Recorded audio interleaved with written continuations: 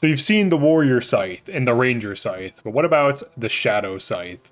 The Shadow Scythe, Shadow Theft build is pretty overpowered, honestly. It's pretty fun.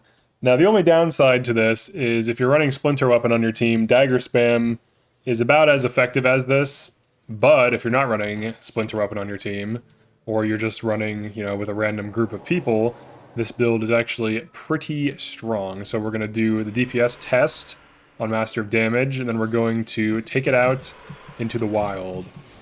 So as you can see, damage numbers are occurring.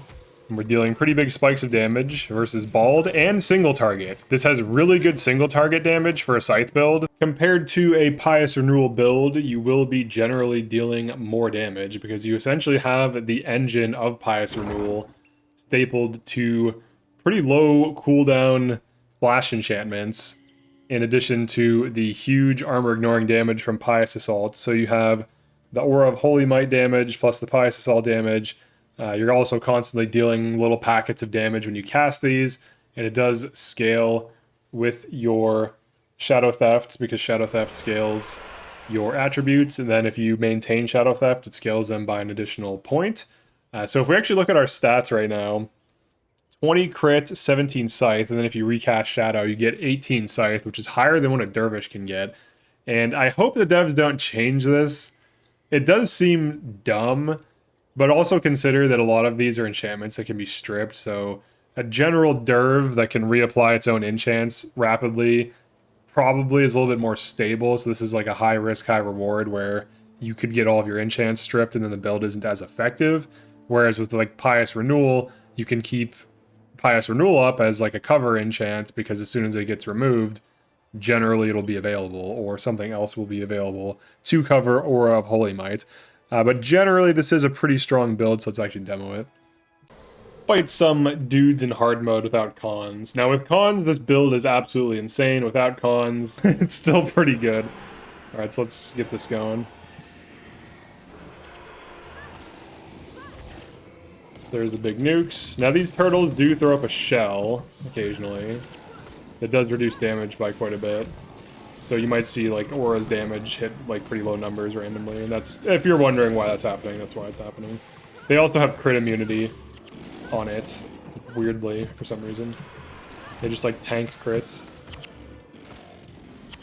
So you might see like the damage numbers kind of fluctuate, but aside from these turtles that are like weirdly hard counter a lot of things, let's throw Aura back up. This build is still pretty strong, and we are easily 3-manning this area. There, it's Shadow Step again. So if you can maintain Shadow Theft, you actually gain 6 attributes, which is pretty cool. And you also slightly decrease the enemy's effectiveness. And you can also get pretty high crit rate with Way of the Master. I guess this one was just still alive down here. Chilling out. We're definitely carrying damage, and I only know that because this is a Panic Mesmer. So it's not really dealing that much damage. You're wondering. But let's go fight some other stuff aside from Kappa. Because we can do that. We don't have to only fight those. Here we go, let's fight these. Now these are going to be potentially rough if they have a writ, because I don't have anti-knockdown right now. But we'll see. I don't think they have a writ, so I think we're good. Let's go for the healer. Right, these are more normal. Crippling Anguish does make you attack super slow, but I'm still dealing huge spikes of damage and just demolishing them. This build is really fun. It does a ton of damage. It's really good. The only downside to it is if you are running a full hero team and you have Splinter Weapon. I did stress test this versus Save Yourselves, Shadow Theft, Dagger Spam, and with Splinter Weapon, generally Dagger Spam is a little bit better. It's more stable. But this has bigger burst because if you multi-hit with 18 Scythe Mastery, right now it's down to 12, Pious Assaults plus Aura of Holy Might proc, and then you're spamming like Cracked Armor and like Blind and stuff, like it's actually very effective. It's a huge burst between that Chilling Victory or Reap Impurities thing. All right, so what about weapons? For weapons, I recommend either 15 over 50 or 15% while enchanted. Either is fine. If you have good heroes, you're going to be over 50% most of the time. If you are running this build, you're basically always enchanted, so either is totally fine. Sundering or Vampiric, you know, Vampiric for stability. I prefer Sundering because you just randomly get those fat bursts of damage, which isn't usually helpful. It doesn't really matter. Like, the average damage from Vampiric is technically better, but I don't like the degen. It's kind of annoying, and it can kind of, like, force heroes to heal you, or you have to switch weapons, and then, you know, so you're not degenning. For the third slot, Mysticism 5 is really good. You do not need Soul Reaping 5 on this build at all. You have 20 crit strikes, which gives you 4 energy per hit, and if you multi-hit, like, even if you just single hit with way... Here, I'll just show you.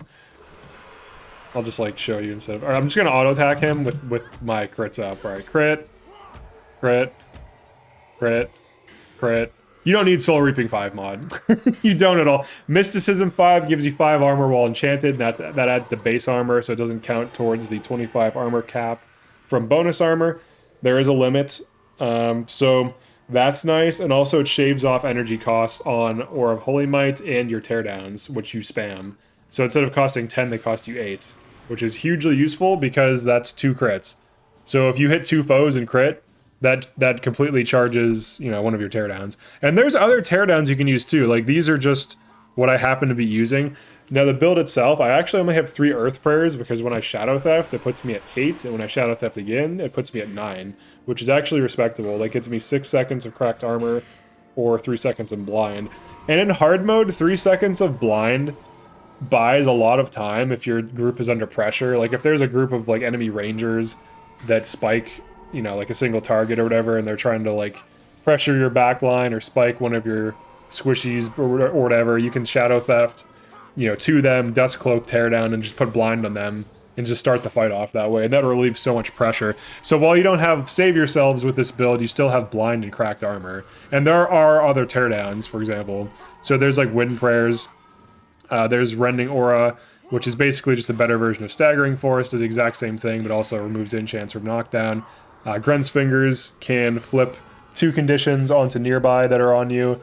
Of course, there are other things, like the Lissa's Wind Prayer Flash Enchantment. I can't remember the name of it. It's like Lissa's Aura or something like that.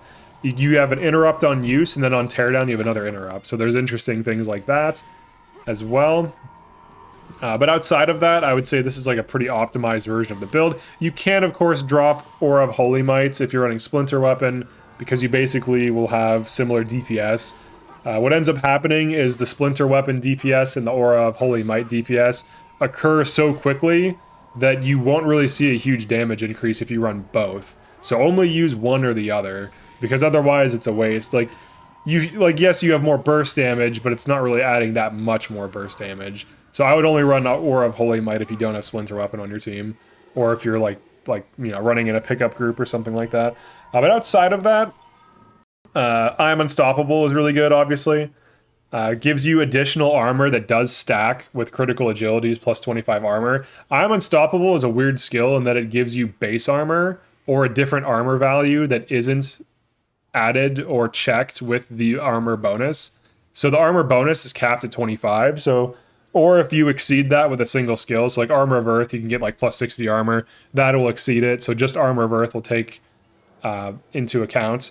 But for I'm Unstoppable, if you stack this with critical agility, you're so tanky, it's ridiculous. So I would run that or of Holy Might. Now, obviously, there are things like Azure and Scan. Personally, I don't like Azure and Scan. I feel like if you are blinded constantly, something's going wrong, or if enemies are blocking constantly, something's going wrong. And I would rather have my teams shut down and tear down and defense bypassing or stance removal fix those problems than single target on a Scythe I will never miss. Like with Dagger Spam, Azure and Scan is fantastic, but with Scythe, it's not as good because you're not getting as many hits in. And the big value of Scythe is multi-hit, so really you have to figure out why your multi-hit is failing. So, for example, I like to Spellbreaker myself, because then enemies can't do shit to me, for the most part. So if I Spellbreaker myself and ball up enemies, what are they going to do?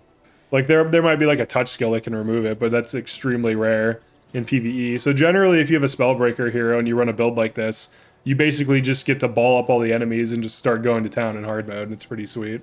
So yeah, that's pretty much it for this one. Definitely like and subscribe if you enjoyed this or found this useful. Feel free to drop a comment as to if you run anything like this or if you have any thoughts on it. And I will see you guys in the next one. Peace.